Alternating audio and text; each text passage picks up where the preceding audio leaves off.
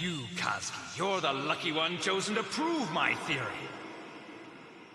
It can't be. No way. Huh?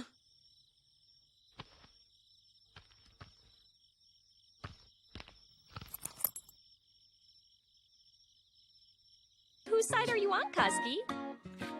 As much as I don't want to do this, as your instructor, I'm afraid that it's my responsibility to punish you. And as punishment, no supper for you.